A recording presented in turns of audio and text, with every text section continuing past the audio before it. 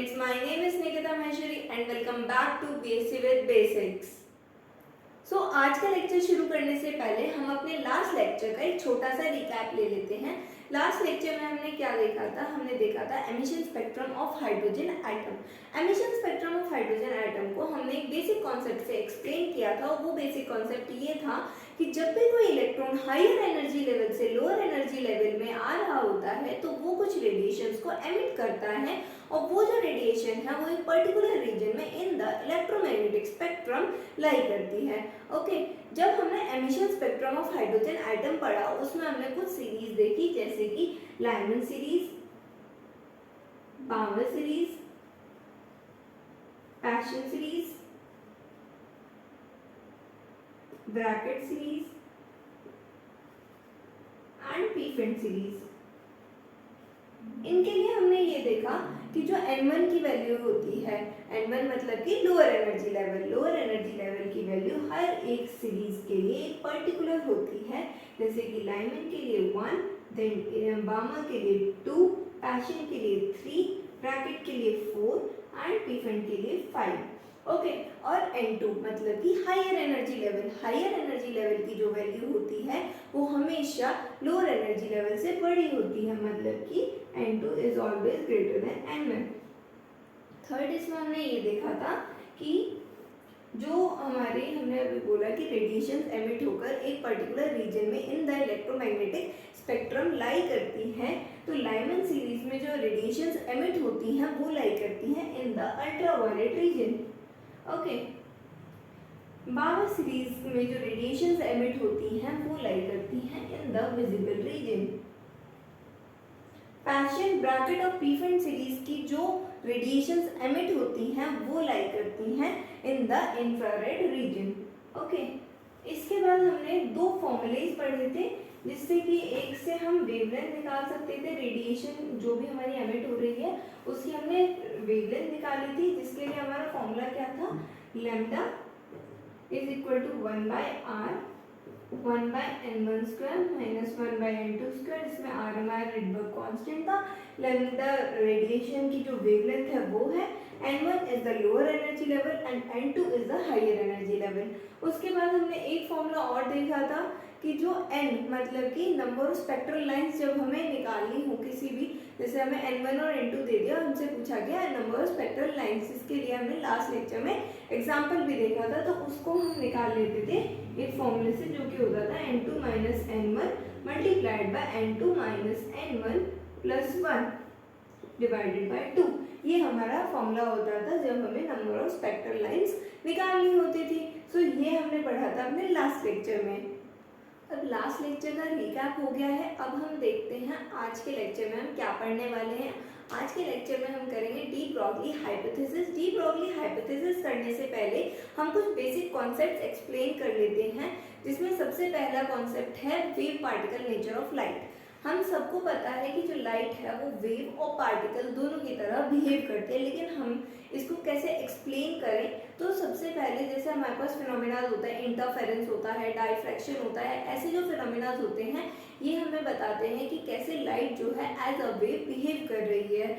ऐसे ही जैसे हमारे पास फोटो इलेक्ट्रिक इफेक्ट होता है, फोटो इलेक्ट्रिक इफेक्ट से हमें क्या पता चलता है कि जो लाइट है वो एज अ पार्टिकल बिहेव कर रही है। अब फोटो इलेक्ट्रिक इफेक्ट और ये लाइट के पार्टिकल नेचर के बिहेव करने में क्या रिलेशन है?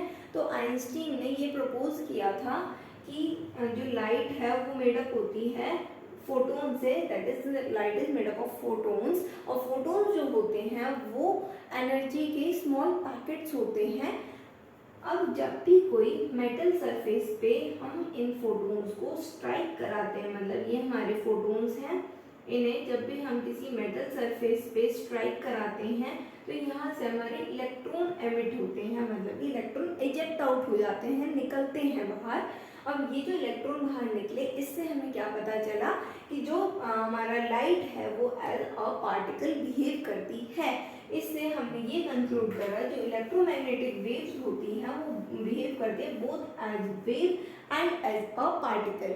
अब हम कुछ वेव प्रॉपर्टीज देख लेते हैं लाइट की, जिसमें सबसे पहली वेव प्रॉपर्टी हम देख रहे हैं स्पीड ऑफ लाइट को हम सिंपल फॉर्मूले से निकाल सकते हैं, c is equal to lambda into f, जहाँ पे c is the speed of light, lambda is the wavelength and f is the frequency. Okay, अब हमसे पूछा जाए कि हम मोमेंटम कैसे निकालें, तो क्लासिकल फिजिक्स में हमने ये पढ़ा है कि जब भी कोई जो बॉडी है जिसका मास m है वो मोशन कर रही है तो वो मोमेंटम को प्रोड्यूस करती है, उसमें मोमेंटम जनरेट होता है। ठीक है, अब ये जो मोमेंटम है इसको हम क्लासिकल फिजिक्स में निकालते हैं using the formula p is equal to mv, where m is the mass of the object and v is the velocity. अब अगर हम यहाँ मास देखें लाइट का, तो जो मास होता है लाइट का वो तो हमारा रेस्ट मास जो होता है लाइट का वो जीरो होता है। अब रेस्ट मास जीरो होने की वजह से यहाँ तो ये हो गया कि मोमेंटम जीरो है, लेकिन ऐसा तो नहीं होता है। तो इसके लिए हम लेते हैं आइंस्टीन की थ्योरी ऑफ रिलेटिविटी, जिसमें हमें ये बताया गया कि जो लैम्डा होता है, जो हमारा p होता है वो होता है h by lambda, where lambda is the wavelength, p is the momentum of light and h is the Planck's constant. h क्या है? Planck's constant. ओके, अब प्लैंक्स कांस्टेंट की वैल्यू क्या होती है? 6.626 into 10 to the power minus 34 joule second. Okay, यहाँ से हमें मोमेंटम ऑफ लाइट के बारे में पता चल गया एंड स्पीड ऑफ लाइट के बारे में पता चल गया। इसका मतलब जो स्पीड ऑफ लाइट है वो होती है lambda into F and momentum of light is H by lambda. Okay, अब आते हैं हम डी ब्रॉगली हाइपोथेसिस पे।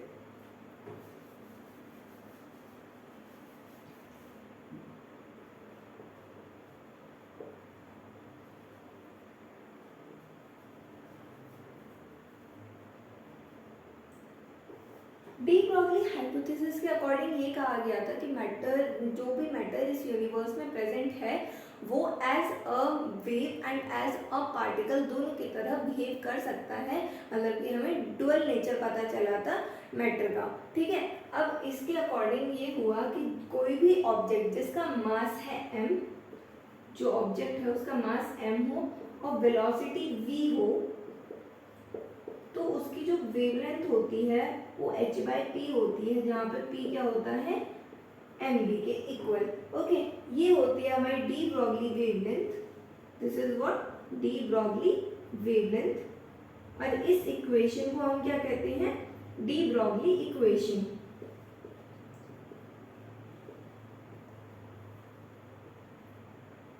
अभी हमने इसमें पढ़ा कि इस हाइपोथेसिस के अकॉर्डिंग ये होता है कि ये जो जितने भी मैटर होते हैं यूनिवर्स में उन सब में हमारे डुअल नेचर होता है, मतलब पार्टिकल नेचर और वेव नेचर दोनों होता है।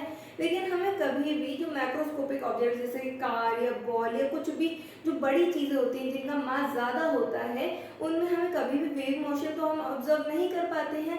तो ऐसा क्यों नहीं कर पाते हैं? इसका रीज़न ये होता है कि जो इनकी वेवलेंथ होती है वो बहुत कम होती है, जिसे हम ऑब्जर्व नहीं कर सकते। तो हम इसमें क्या कह सकते हैं कि जितने भी मैक्रोस्कोपिक और माइक्रोस्कोपिक ऑब्जेक्ट्स हैं उनमें ये डी ब्रॉगली हाइपोथेसिस एप्लीकेबल तो है, लेकिन सिग्निफिकेंस इसका सिर्फ माइक्रोस्कोपिक ऑब्जेक्ट्स के लिए होता है, मैक्रोस्कोपिक ऑब्जेक्ट्स के लिए इसका सिग्निफिकेंस नहीं होता है। इस चीज़ को हम किसी एग्जाम्पल से देखते हैं, जैसे कि मैक्रोस्कोपिक ऑब्जेक्ट लेते हैं, जैसे कि एक बॉल जिसका मास है 150 ग्राम। 150 ग्राम का मतलब है 150 into 10 to the power minus 3 kg। Okay, और वेलोसिटी फॉर एग्जांपल हमने इसके लिए 35 meter per second, 35 meter per second इसकी वेलोसिटी हो गई। h की वैल्यू हमें पता है 6.626 into 10 to the power minus 34 joule second. Okay, यहाँ पे हम डी ब्रॉगली इक्वेशन लगाते हैं, lambda is equal to h by mv। जब इन सब की वैल्यूज हम पुट ऑन करते हैं, that is 6.626 into 10 to the power minus 34 divided by 150 into 10 to the power minus 3 multiplied by 35 meter per second. तो यहाँ से जो इसकी वेवलेंथ आती है वो आ जाती है हमारे पास 1.26 into 10 to the power minus 24 angstrom, which is very small. ठीक है, उसके बाद अगर हम किसी माइक्रोस्कोपिक ऑब्जेक्ट का एग्जांपल ले लेते हैं, जो माइक्रोस्कोपिक ऑब्जेक्ट हम लेते हैं इलेक्ट्रॉन। इलेक्ट्रॉन का हमें मास पता है, वो होता है 9.1 into 10 to the power minus 30। 1 kg और जो इसकी वेलोसिटी है वो होती है 218 into 10⁻⁻6 metre per second. Okay, फिर वही h की वैल्यू हमें पता है 6.626 इंटू 10⁻34 जूल सेकेंड। अब यहाँ पे हम फिर से डी ब्रॉगली इक्वेशन लगाते हैं, lambda is equal to h by m v, जहाँ पे हम जब सभी वैल्यूज को पुट ऑन करेंगे यहाँ से हमारी जो डी ब्रॉगली वेवलेंथ है वो आ जाती है 3.2 angstrom, which is greater than, much greater than the wavelength of ball, that is a macroscopic object. Okay, so यहाँ से हमने ये कंक्लूड करा कि जो डी ब्रॉगली हाइपोथेसिस है वो एप्लीकेबल मैक्रोस्कोपिक और माइक्रोस्कोपिक दोनों ऑब्जेक्ट्स के लिए होती है, लेकिन सिग्निफिकेंस इसका सिर्फ माइक्रोस्कोपिक ऑब्जेक्ट्स के लिए होता है, मैक्रोस्कोपिक के लिए नहीं होता है।